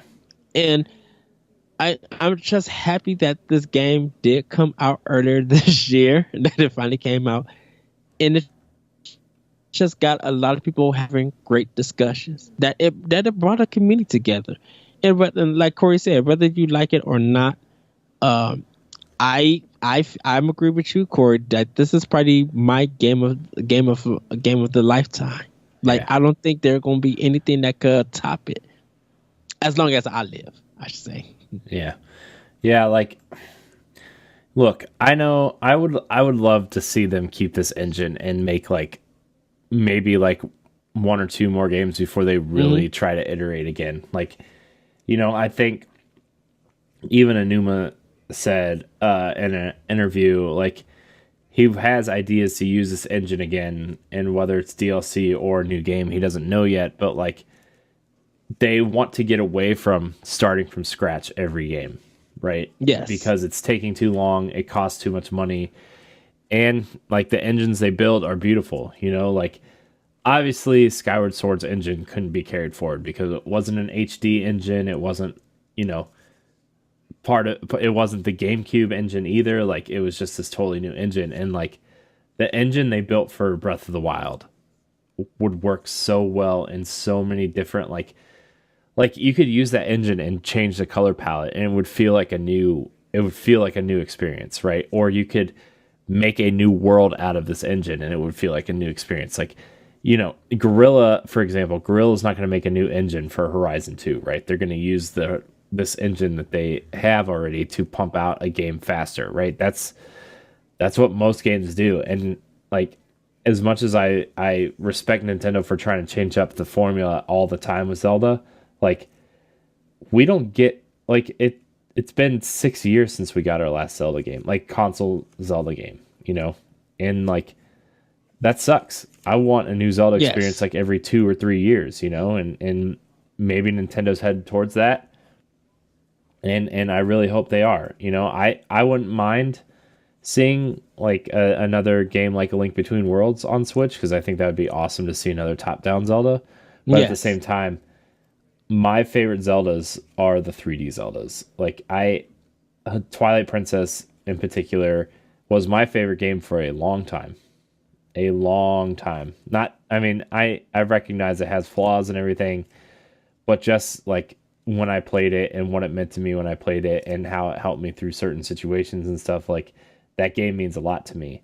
And I don't like waiting so long, and it's been even longer for me because I didn't finish Skyward Sword because like I hated the motion controls. Not everybody hated them, but like for me that's not the Zelda experience I wanted. And so like between Twilight Princess and now, like, it's been so long, and like I loved the Wind Waker remake on Wii U. I love the Twilight Princess remake on Wii U, but like, man, if they could just give me another Breath of the Wild experience in like 3 years, I would be so happy. And there's a lot to hold me over until then. We've got, our expansion pass, or our expansion pack coming up is, what are we looking forward to in 2018? But like, I would love just to have another Zelda experience like this, because it's very rare that a game captures me the way that this game did, and I would love to have an experience like that all the time. So yeah, but I would just like them to grow, like like they could use it, but always keep that. A lot of people got to realize improvements to Zelda only makes this series better for me personally. So, yeah. Sorry, congratulations. I was taking a swig of water.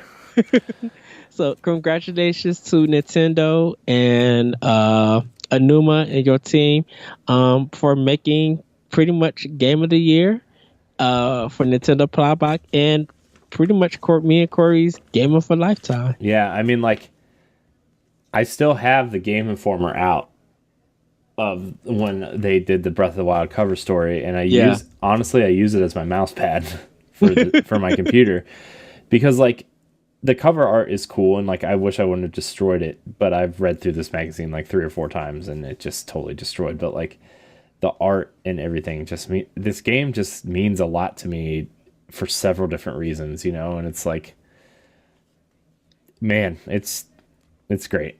I love it so much. And even if you don't own a Switch, like, and you own a Wii U and you just haven't had enough money to buy a Switch yet, or you're looking for something, like, dude, Breath of the Wild is, it's a great game. So Legend of Zelda Breath of the Wild is our game of the year for Pal Block. It's on a lot of NGR Radio crew's game of the year list. Yes. So, I mean, it's been a fun ride. So I didn't think this episode was gonna go almost 2 hours. I was like planning on like a 45-minute episode, and but man, we got sidetracked so many times, and it's just. I'm sorry, everybody. No. Look, I like the long episodes, and I think a lot of people like the long episodes too. It's great. Corey, can I give my quick anticipated games? Let's do our most anticipated games for 2018, I guess, or beyond, I guess. Yes. So for ports, Bayonetta collection from Nintendo themselves is Yoshi, their new game for Switch. For third party is Wolfenstein 2, and for indie, Dandara. Those are my 4 anticipated games for 2018. Oh man, 2018. That's like 2 weeks from now. Man, this year's been long. My most anticipated game, I think, for 2018 from Nintendo would be the Fire Emblem game that they've announced. That's probably my most anticipated Nintendo game. I'm really excited for the Bayonetta 1 and 2 port. I really don't know what else. I'm excited for everything, but man, what indie games are coming soon? I don't even know, man. I'm excited for everything. I can't help it. I really can't help it. I'm just excited for everything. So, well, you are hyped about that Shaq basketball game. Yeah, Shaq Fu. Still haven't got my free code for that yet. Who knows if it's still coming? But sorry. But anyways, this has been the Nintendo Power Block Game of the Year discussion episode. We're gonna have episodes going throughout the rest of the year, so don't worry about that. I do want to say, please subscribe to our YouTube page because expansion pack is coming for Power Block episodes. So subscribe there. Check out a lot of our other content that's coming soon. I'm really excited to get these Power Block pod and plays going. A lot of the Arsenal X stuff going too. So go to the Nerds Gone Rogue YouTube page or our website at ngrradio.com. Ed, where can we find you? You guys can find me on Twitter at Optional Opinion. Good Lord. Sorry about that. You guys can find me on Twitter at That Retro Code. Also, you guys check out the Nintendo Power Block Facebook page for my Switch code. I'll throw it back up there if you guys need it. You can check out my podcast, Optional Opinion, on SoundCloud, and check out Arsenal X, our NGR Xbox podcast, and World War One podcast. Check it out. Yeah, those Game of the Year episodes are going up as well. So I posted the first one Monday as of this recording, and then the one that you and Jesse did went up first, and the one that you and I did is going up on Wednesday. So please check those out. You can find me at CoreyNHD on Twitter, Instagram, and check out NGR Radio on Twitch also, where in the next few episodes of shows, it's going to be quite an experiment to Twitch stream it. So check those out. And remember, rate us and subscribe on your favorite podcast service. Thank you so much for watching, and until next time, we love you.